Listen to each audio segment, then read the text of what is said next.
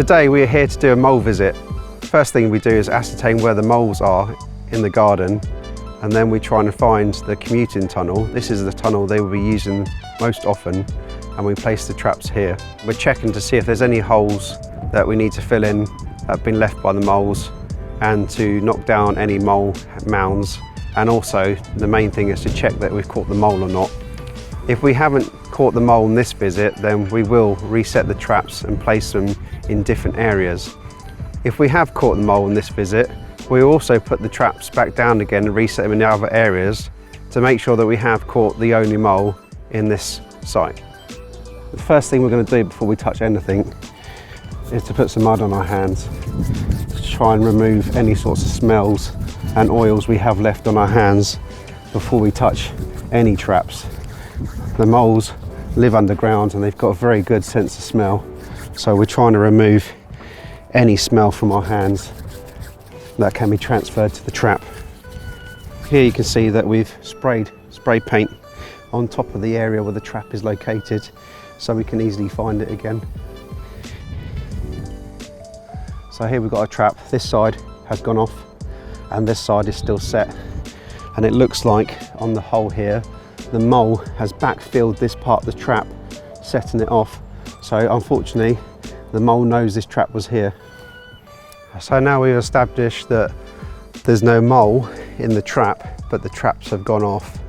I'm now going to change all the traps for different traps I brought with me. Hopefully the traps I put under the ground now don't have any human scent on them. This one here is a new trap, and it could still have delivery oil on it, or it hasn't been in the ground long enough to remove all the scent from the process of making the trap, whereas this one's been well used, and you're more likely to catch a mole on this trap because it's been in the mole's tunnel before and there's no different smell to it. Now this area here is the mole's feeding area. This is where he creates tunnels, and then the earthworms drop into the tunnel, and that's where he collects them from. The mole will be living underneath a root ball, underneath a hedge like this one, or this one here. So I'm going to try and find the commuting hole that he comes from under the tree across the ground to the feeding tunnels. So I'm going to use this mole dibber to try and find his commuting hole. So I'm pushing the pole into the ground. As I do, I'm feeling for it to break the top of the tunnel and then do a sudden drop into the tunnel itself.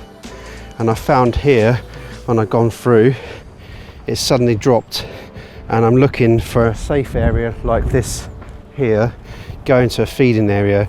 So when I do my cut, I'm going to elongate it for the trap to go in this way. So I just have to make one cut for the trap to sit in. What we're going to do is these parts here, we're going to push those down into the soil. So these will be submerged under the soil partly. So the floor of the tunnel, so it'll be going down like that. So the floor of the tunnel will be as it is, rather than having the trap sticking up like this, and the first thing the mole encounters is the actual loop itself. This was how to trap moles. Thank you very much for watching.